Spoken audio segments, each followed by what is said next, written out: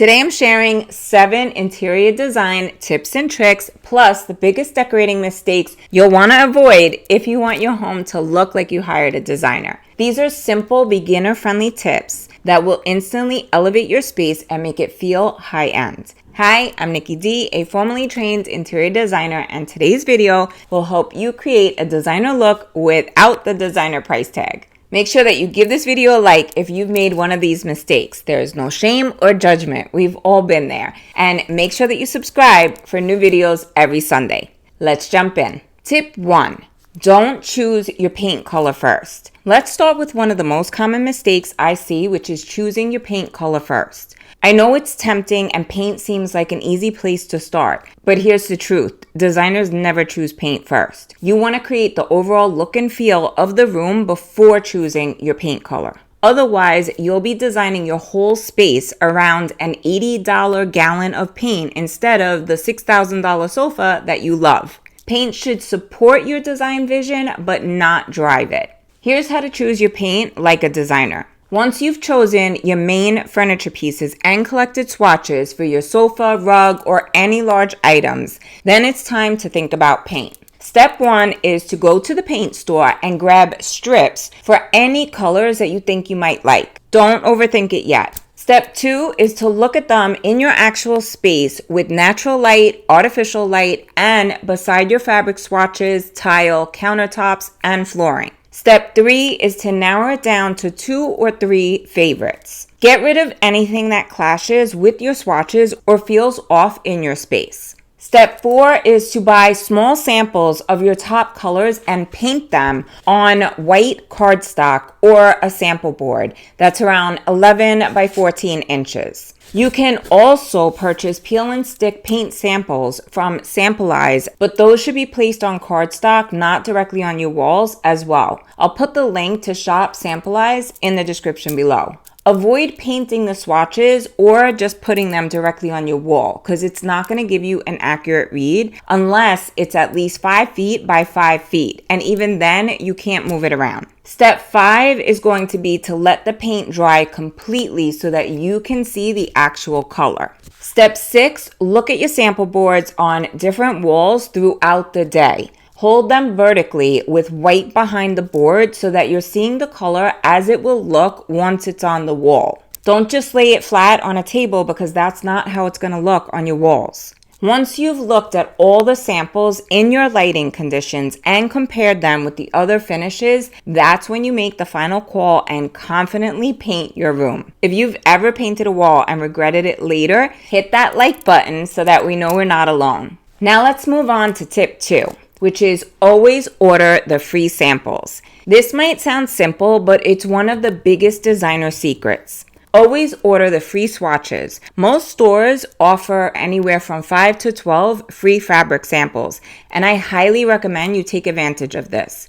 Materials never look the same online as they do in your space. Lighting, texture, and finishes all impact how a color shows up. For example, some leathers scratch easily while others are durable. Velvet may have a subtle texture that you won't notice until you see it in person. Color can change dramatically depending on the lighting conditions and the surroundings. Lay your swatches for your sofa, chairs, and other pieces next to your other finishes, like your flooring, tile, cabinetry, and wood tones. You want to look at everything as a whole and make sure that they all work together before you commit. This one step can save you thousands of dollars in design mistakes. Tip 3, update a neutral color scheme with pillows. If your space feels flat or outdated, don't rush out to buy new furniture. Start with your pillows. They're one of the easiest and most affordable ways to update your home with new colors, textures, and trends. Love it or hate it, brown is trending again, and you could bring it into your home with a couple of pillow covers instead of a whole new sofa. Here's how to get an updated look. First, start with a dominant pattern. Pick your boldest print, something with flow or movement, like an organic or abstract pattern. Choose a design with at least 3 to 5 colors. These colors should connect to the other elements in your space like your rug, art, or paint. 2, add secondary patterns. This pattern should support, not compete with your main one. You can try stripes, plaids, checks, or geometric, something more structured. Number 3, you want to vary the scale. So you want to use different sizes from small, medium, and large. This creates contrast and keeps the eye moving around the space.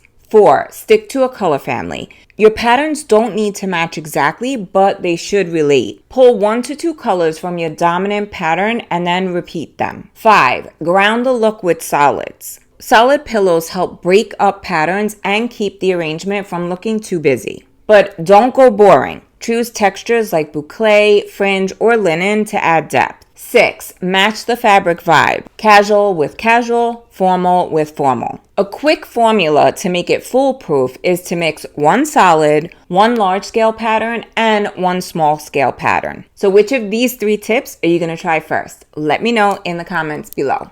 Moving on to tip 4, don't follow every trend. This is a mistake that I made early on, especially coming from a fashion background. It's fun to watch the latest design trend videos and get inspired by what everyone is doing, but here's the problem. For one, if you follow every trend, your home will start to look like everyone else's, and who wants that? Or even worse, it'll look dated in just a few years. And unlike clothing, furniture and hard finishes are expensive to change. A trendy sofa or bold floor tile cannot be swapped out as easily as going from skinny jeans to straight jeans. Just saying. Instead, take the time to discover your personal style, whether that's traditional, contemporary, or a blend like transitional. Do your research, save inspiration, and get clear on the look and feel that you truly love before making any big purchases. For help finding your style, take my quiz linked below. Tip 5, use the 80-20 or 60-30-10 rule to apply color. Designer spaces often follow one of these 2 simple design rules, and they're a great place for you to start too. The 80-20 rule is perfect if you love a clean, minimalist, or a modern look. To follow this one, keep 80% of your room neutral, so think whites, beiges, or grays, and use the remaining 20% to add contrast and personality. That 20% could be your pillows, artwork, accent chairs, or decorative accessories. Think of it like getting dressed. Your neutrals are your jeans and t-shirt, and the 20% is your handbag, shoes, or statement earrings. They're those pieces that add personality and style.